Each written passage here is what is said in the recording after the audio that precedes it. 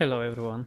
My Sword Art Online challenge video is taking longer than expected, so I'm switching things up with some Fallout New Vegas. As you've probably seen in the title, I've killed every living enemy, NPC, and unalive things, like ghouls and robots. In this video you'll watch me clear out Good Springs, Prim, key NCR locations, and more. My only rule: no survivors, including important quest NPCs and friendly faces. After Doc Mitchell patched me up, something he would regret for the rest of his life, which to be fair wouldn't last more than 2 minutes, I named my character You Die Now. After customizing him, the game must have sensed the kind of monster I was about to become, because my character's head snapped up at Mach 1 the second I woke up, nearly breaking his own neck, but I survived. The stats I picked are 6 strength, 6 perception, 10 endurance, 1 charisma, no talking, only killing, 6 intelligence, 6 agility. Then, like the grateful soul I am, I proceeded to rob the very man who saved my life. 6 to be him, should have known who I was. Well, we know your vitals are good, but that don't mean them bullets didn't leave you nuttered in a big one. For my skills I went with guns, melee weapons and sneak.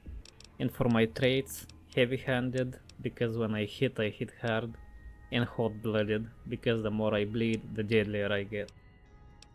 The moment I stepped out of Doc Mitchell's house, I armed myself with my machete and set my sights on my first victim, Sunny Smiles. That bitch thought she could teach me how to shoot. I made sure she'd never teach anyone anything again. Next on the chopping block, that damn robot. He put up more of a fight, almost took me out, but in the end I smashed him up so bad his circuits fried. And then Easy P, as his name suggests, he was real easy. Stepping into the bar, I walked right into a little dispute between the bartender and some powder gangers. So I did what any reasonable person would do. I resolved the issue by killing everyone. Next up was Chet. Poor guy, didn't even stand a chance. And with the last of Good Springs settlers lying in the dirt, nothing stood between me and the final act. It was time to return to Doc Mitchell's house. I left him for last, gave him time to think, to regret ever saving me. Should have left me where you found me, Doc. Sorry. With Good Springs reduced to a ghost town, I set off toward my next target, but it seems word of my exploits had already spread. Powder gangers ambushed me on the road. Guess they didn't take too kindly to my extermination efforts. Too bad for them. With their bodies left behind as a warning, I made my way toward Prim. Well, not right away. First I took a little detour. Every NCR soldier in the area had to go. Prim could wait. Why? Honestly, I don't even know. The most notable casualties here were Sergeant McGee and Lieutenant Hayes. Real trained NCR soldiers. And then I almost died. To what, you ask?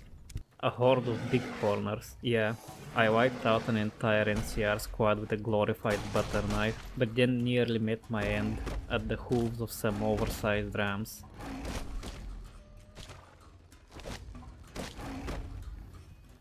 Then this guy comes running up to me, screaming about winning the lottery, so naturally I killed him. Not for the ticket, not for the money, just for sport. And then, the biggest jump scare I've had in ages. There I was, looting in peace after a little population control, when this guy bursts into the house, rambling about how he got attacked. Wrong person to complain to, buddy. Dead. And then my game crashed. Loading back in, I made my way to the Mojave outpost, and without realizing what I was getting into, I immediately opened fire. Turns out it's a massive base full of heavily armed NCR soldiers, but you know what? I killed them all. Well, almost. In the end, I wiped them all out. But here's the kicker. Check this out. I exited that building so fast they didn't even see me.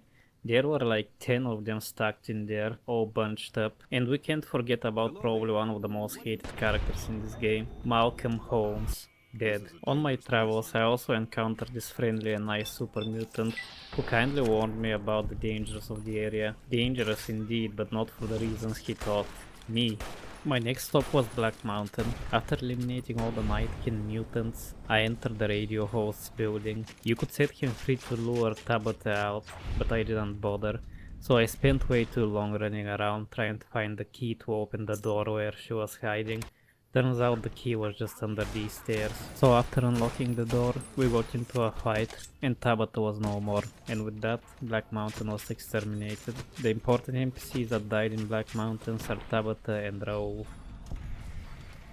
I tried making contact with the Legion since we share the same goals, but it turns out I took the wrong turn and ended up at Hoover Dam. Too bad for them. You see, I wanted to ally myself with the Legion, but it turns out I had already killed someone important to them. So while I'm still technically allied and they do give me drop boxes, I can't travel to the fort via the raft in Cottonwood Cove because of it. So I just decided to kill all the Legion NPCs in the next video. My next target was a big NCR camp, Camp Forlorn Hope. Not too difficult, especially since the enemies were spread out and I could just use my power fist to knock them down one by one. Then I might have committed a war crime or two, finishing off the wounded NCR soldiers who were stuck in the infirmary tent. After that, just a few more soldiers, and Camp Forlorn Hope was officially renamed to just Camp Forlorn. As mentioned earlier, I returned to Prim, starting with Deputy Beagle. Then I wiped out everyone in Nikki and Van's casino. By then I was already at a higher level, so nothing really stood in my way.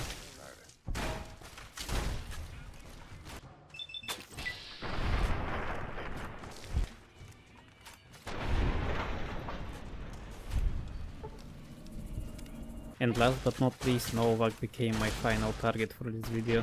Starting with Boone, I thought I could loot his sniper rifle, but apparently not, so I took my anger out on the whole town. The merchant at the dinosaur statue was next, followed by breaking into every resident's home and finishing them off in their sleep.